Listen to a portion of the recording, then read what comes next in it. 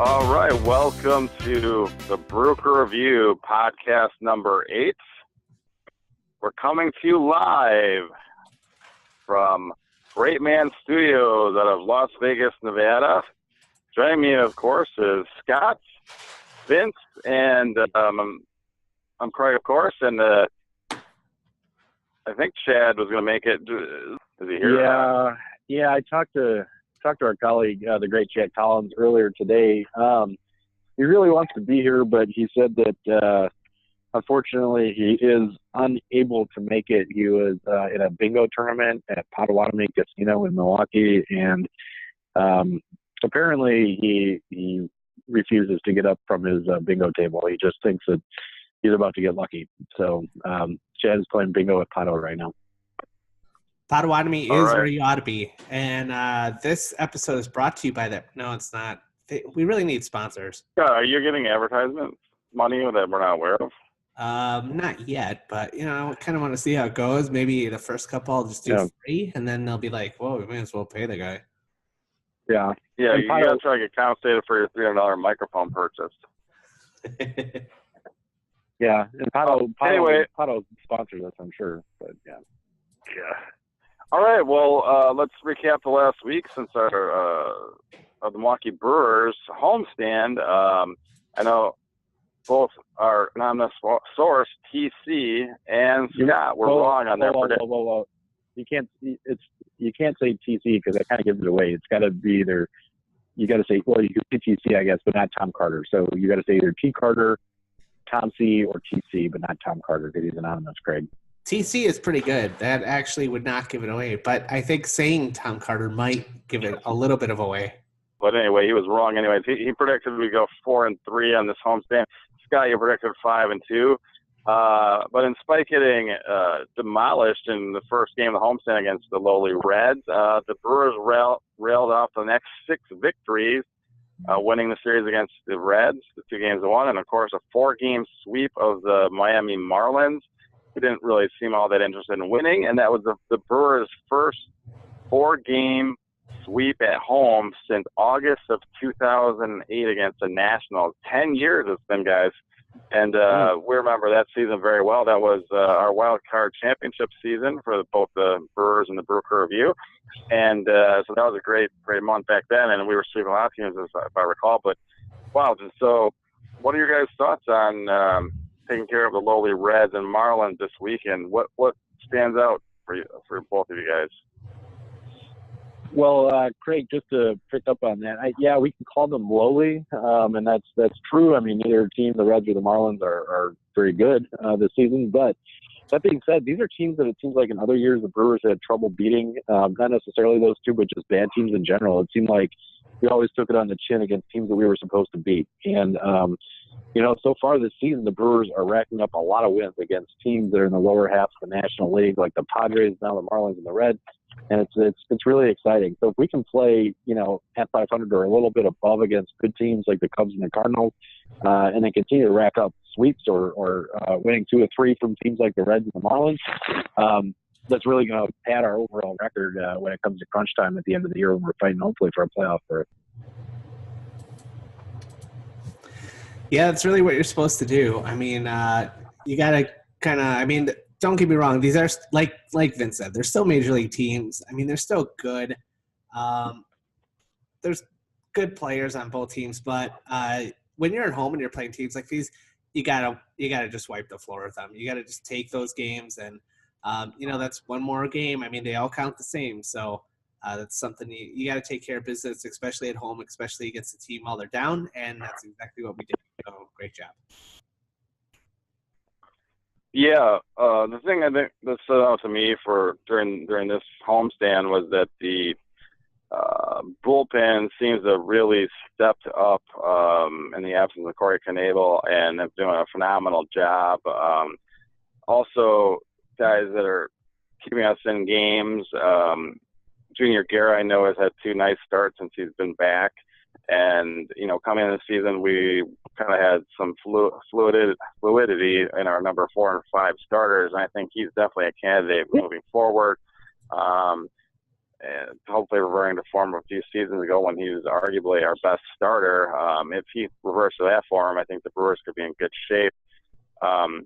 Also, as much as what was his name, High Heat 19 something, letting us know that we were going to sign Alex Cobb, that didn't actually happen.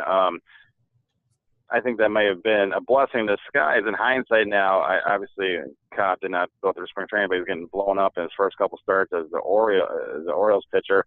I think this is going to pan out for the Brewers in the long run, and we can maybe focus on either trading for a pitcher at the deadline if we're in it, or signing a free agent next offseason to move forward.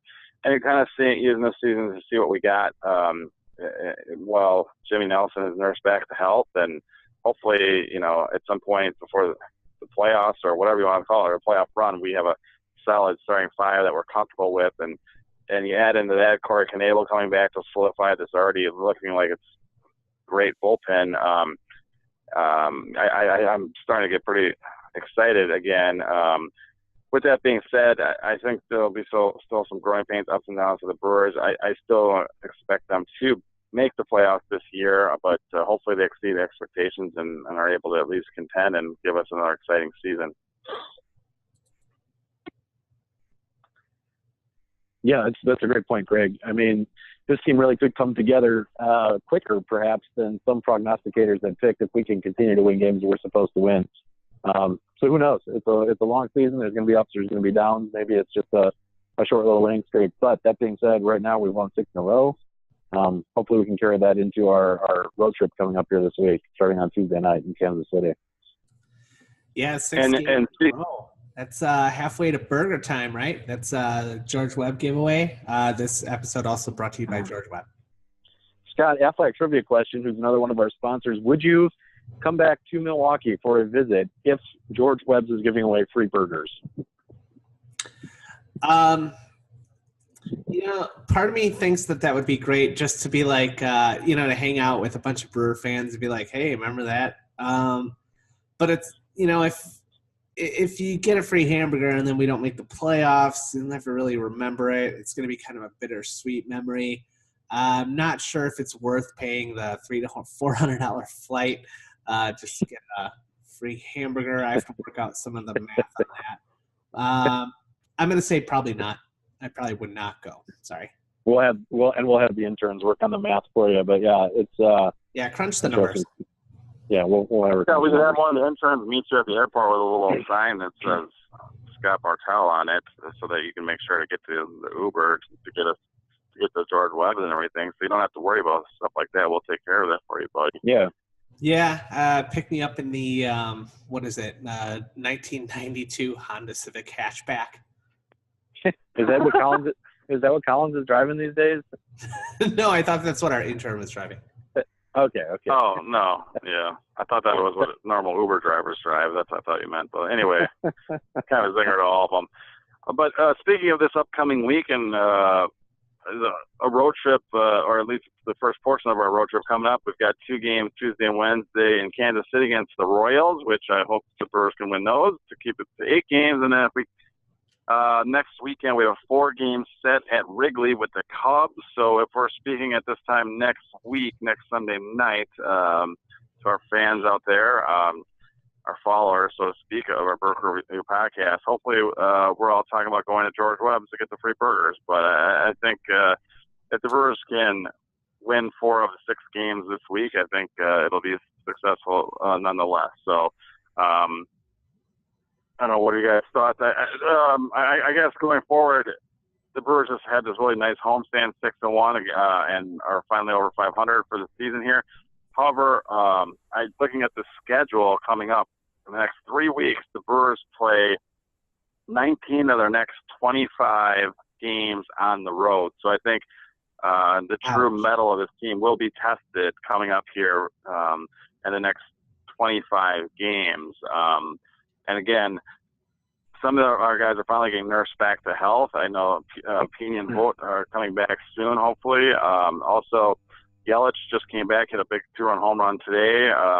Also, Ryan Braun seems to finally be, getting healthy and everyday at bats. And Kane's back in the lineup. So a lot of our key bats, so to speak, are starting to get in the lineup every day, and I think that's going to pay dividends going forward as well.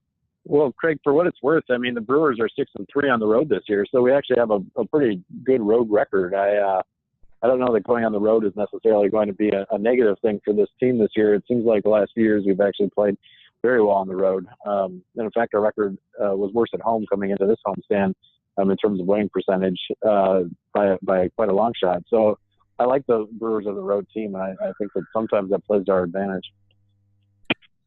Hey, here's our stat fact. Just so throw this one out there. It is significantly harder to win a walk-off game on the road. So that is true. that's one thing we have going against us. The other thing going against us, I know, Craig, you liked him for a long time, but Ned Yost manages the Royals, still former Brewers player and manager, and he is a World Series winning manager, so we do have to take account of who we're facing this week as well. And unfortunately, we don't face him on a Sunday. Hopefully he throws out one of his Sunday lineups where he benches all of the good players on the team this Wednesday for us or something like that. That would be nice if you could do that for us, Ned. Thank you. So obviously the big set next week in Wrigley against the Cubs. Currently in the standings, of course, we're above the Cubs. Just like last year, they're getting off to a little bit of a rocky start. Cardinals, unfortunately, keep winning, and the Pirates also keep winning, but they're coming back earth a little bit. I think it's going to be an interesting race. And then NL Central between pretty much everyone besides the Reds at this point. So it's obviously early in the season, but I think the Brewers have definitely one of the top teams in the NL Central, and hopefully we can battle for, if not the division title, the wild card for much of the season. A lot of that I think will come back to our rotation and also, of course, just overall health. And there's definitely some encouraging signs. And there's some help down on the farm, too. And on our next on the next podcast coming up later this week, on Thursday we'll release it. We're going to have Brandon's top 30 future Brewers. We'll have a little minor league overview and talk a little bit about what help may be on the way from the minor leagues to help the Brewers out as the season progresses this season and also in the future as well. So talking about potential future Brewers, I'm going to throw out two names of guys that left-handed pitchers. Sean Manaea just threw a no-hitter last night against the Boston Red Sox, so obviously one of the best teams in the league, best starts in the league almost in history. And then also Pat Corbin of the Diamondbacks last week, Sunday, I believe, threw a one-hitter, a complete one-hit shutout. His only hit was on a check swing with the shift on, and that was the only hit he gave up. Manaea did not give up any hits. However, there was one hit that Manaea gave up. However, the umpires overturned the call and said that Andrew Benintendi had actually gone out of the baseline. He dove around the tag of the first baseman into first base and was initially called safe. After a conference, they said that he did go out of the baseline and he was called out. Benintendi was not happy about that, and of course, it preserved the no-hitter, which Manaea went on and finished. I guess for starters, did either guys see that play? Just the highlights of it after the no-hitter. Scott, did you get a chance to see that at all? Yeah, I took a look at it. It was kind of a tough call, but I think they got it right. No, and I agree. I mean, you don't want to lose a no-hitter on someone diving around a tag into first base on an infield tapper. Just like I think it was a shame that Corbin lost his no-hitter last week, Sunday, due to just basically a check swing and no one being on that side of the field. It was definitely not a hit by any means. And it's kind of the same argument where it's one of those unwritten baseball rules where if you don't try to bunt for a hit, typically if a guy's throwing a no-hitter late in the game. I'm just wondering, as far as I know that we're not a huge fan of unwritten rules, Cardinals rule book and whatever, but what are your thoughts on whether or not a player bunts to try to get a hit to break up a no-hitter late in the game? Are you for or against it, or what's your overall thoughts on that? I mean, if you're trying to win a game and then you can win by bunting, I think you should do it. If it's a 1-0 game, especially, or a closer game, it seems to me like you can't just gift an opposing pitcher a no-hitter for the sake of, gifting a guy a no-hitter. You're still trying to win a game in some cases. So I don't know. I'm not opposed to it. I know that guys have been upset by that in the past. I remember one example, I think it was Kurt Schilling, maybe a decade or so ago. But, at the end of the day, you got to get 27 guys out, however you can as a pitcher. So I don't think that you can expect the offense to roll over for you. Yeah, I would agree with that, actually. I mean, number one, maybe if there is a no-hitter on the line, maybe you shouldn't be doing that shift where you give up like an easy base hit like that, because you're kind of putting it on yourself then if you're doing that. So I definitely would not, shift and just allow somebody to have like a gift base hit like that, because they can absolutely take advantage of it. And I guess the other part is, I mean, it is kind of ridiculous. Isn't that sort of like the equivalent of like if like a quarterback intentionally got sacked so that someone would get like the sack record or something like that? Like, I mean, these are things that probably shouldn't happen. Yeah. My thoughts on the bunt, but I guess it depends on the situation. Obviously, if it's like a 5-0, 8-0 game, and you're just trying to stave off the embarrassment of getting no hit, your team getting no hit, throwing down a bunt to get the first hit, I'm not a fan of that. I mean, if you want to break up a no-hitter, I believe that you should do it with a solid base hit rather than any type of tomfoolery like that. However, if it's a 1-0 game and you potentially could spark a rally and the third baseman's playing deep or something, and you think you can get on that way, then I'm not opposed to attempting it. As a manager, I don't think I would really I would just pretty much leave it up to my players every time they go up to bat to try to get on base. That's our team's job. Obviously, I don't agree with Benintendi complaining because he did go out of the baseline, and even if it was a borderline call, that's not how you want to break up a no-hitter, is on an infield tapper where you're diving around a tag going into first base. Obviously, you're just trying to get on base. But again, I'm not a fan of him complaining. I think that would have been kind of bush league to be the only hit he's given up. So anyway, you guys might wonder why after a great week of Brewers baseball, I decided to talk about those no-hitters. But just as a topic of conversation, I wanted to bring up those two guys specifically, left-handers. The Brewers had shown interest in Patrick Corbin possibly to trade for him during this offseason. There was rumors. Also, Sean Manaea, and he's a free agent to be at the end of this year, and he's playing together a great season so far. So I just think that he could be a potential Brewer target next offseason as a free agent. Obviously, we'll talk about this possibly in the future, but Sean Manaea, on the other hand, is still under team control with the A's for, I believe, 4 more years beyond this year. They don't need to trade him this year. However, they obviously are probably going to be in a rebuilding team. They probably wouldn't be opposed to moving them as a possible deadline deal. So the reason I'm throwing this out there is if one of those guys becomes a future Brewer, either signed as a free agent, Pat Corbin, to, let's just throw out there a 5-year, $100 million contract, which I believe is kind of in the ballpark of what he may get, or trading for a guy in season like Sean Manaea, but having to give up a similar package that we probably had to give up to get Christian Yelich on board for 5 years, and that's probably our top 3 prospects or something like that. If the Brewers were to go either route and target the pitchers, I guess first part of the question is, which one of those guys do you prefer over the other, if at all, or neither? And then the second part of the question, what type of deal do you prefer the Brewers trying to pull off? Just not giving up prospects and part of the farm and signing and making a commitment to a big-time contract that takes up a huge part of the payroll, or trading, a couple of prospects to get in a guy like Manaea under team control for cheap for several years. Obviously, the advantage of that is if the Brewers are in contention this year, you bring them in during the season rather than the next off season. But anyway, do you guys have a preference in the type of trade when you're trying to target potential top of the rotation starters as the Brewers go forward? Scott, do you want to start off maybe? Yeah, I don't know. I mean, this is where we're kind of stuck. Like, I mean, we're sort of like kind of half in this rebuild, and I really don't want to give up any key components of that. And now that our payroll is kind of back up to, I guess, where I consider it should be, it's really hard to kind of add to that as a small market. And so that's going to make it a little bit difficult too. I don't know. I mean, don't get me wrong. I would absolutely love either one of these guys to be Brewers, but I don't think it's probably a good idea for us to, to pony up that kind of money, and that means that trade is the only option.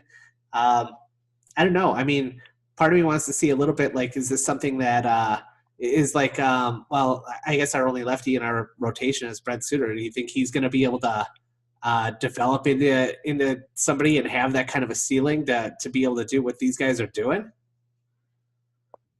No. Yeah, I don't think so either. And I don't think that it's necessarily that we're looking to obtain a lefty per se. It's just a top rotation starter, either handedness. It just so happens that both these guys that nearly threw a no-hitter and nearly threw a no-hitter this weekend are both potential either free agent or trade acquisitions, happen to be left-handed. But beyond that, I mean, instead of Manaea, other guys that we know we like are like Marcus Stroman, who's out to a sketchy start this year. But if he's available at the deadline, even trading for someone like him is going to cost similar packages as it would to Manaea, which would be most likely Burns headlining the deal, possibly even like someone like Hira in the deal, or if nonetheless, at least 3 of our top 5 prospects, I would guess, in order to obtain someone, young guy, potential top rotation starters with years of control still left. Plus, we already have our own ace Corbin. That would be Corbin Burns. So we really don't need 2. Exactly. I think that it's not necessarily an either or, though, because if you look at the track record at the deadline the last couple of years, a lot of the guys that have been unloaded in terms of starting pitchers and even top of the rotation arms have been guys that were, big contracts on losing teams that maybe had for cheap. I mean, in terms of prospects, because a team is willing to pick up the rest of the contract for the half a year or whatever it is. So I would, if I were Stearns, target somebody like that. For a really good pitcher from a non-contending team that is not under contract control for the foreseeable future, and that would at least address short-term need for the 2018 season. Could certainly then delve back into free agency in the offseason, but I think that given our situation at second base, I'd be very reluctant to trade Keston Hira. We saw that Isan Diaz was already packaged this offseason, which leads me to believe that the Brewers really value Hira and have kind of christened him as a second baseman of the future in Milwaukee. And given Jonathan Villar's struggles, and certainly you're not going to bank on a future of a guy like Eric Sogard at second base as a starter.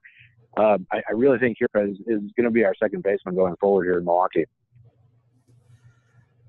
Yeah, no, I can agree with that. And I kind of, it's one of the reasons I was hoping the Brewers would go after a big-time free agent, some more similar to Jake Arrieta this past off season, because I was excited going into this season. We had already got Yelich and Kane, and they got a pretty solid team up and down, especially the bullpen. And I thought we definitely needed another really good starter. With that being said, I'd rather at this point sign a free agent than give up a lot of the farm in order to get a controllable young starter. Just because, like Scott said, though, it does take up adding $20 more million on the payroll per year for the next 5 years. If you're signing such a good free agent, it really kind of hamstring the Brewers for making moves, because our payroll would be, pushing the limits of where we can push it, basically, and kind of limiting some of our options going forward. So I guess it's a horse and piece. I know that Chad, even though he's not able to make it in right now, and like you said, hopefully he's going to go to his bingo. But I know that he really believes that a large proportion of prospects, top prospects even, do not end up panning out, and he's more than willing to not be gun shy about trading them. Anyway, he's really excited about the Yelich deal, and even though Brinson had a pretty nice home 4-game set against the Brewers at Miller Park, including 3 home runs, I believe. Overall, he still needs some time to become the player he'll be, and the Brewers, we're more than happy to pull the trigger on that and get a known commodity like Christian Yelich, and give up a couple of prospects in order to do that. Because like Chad said, they're not sure things. So I guess there's just 2 different philosophies on how you want to do it. Maybe you didn't want to do both. Maybe you want to trade for a controllable starter at the deadline and give up some farm pieces. You can always replenish those every draft, and through other trades.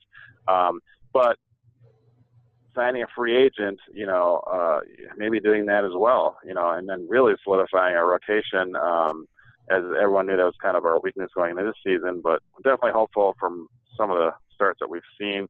I think Suter, obviously, he's kept us in ball games, but has not been great. I thought he'd do a little bit better. Brandon Woodruff's already back in the minor leagues, but I think he's definitely a solid option. Junior Guerra looks promising, and so I think, Julio Chacin, we'll see what we got with him, but obviously Chase Anderson is definitely solidified in the rotation. So Zach Davies. So we'll see. I mean, there's only so many spots too. So, but overall, definitely love our offense so far. I think we're going to be just fine on that end of it.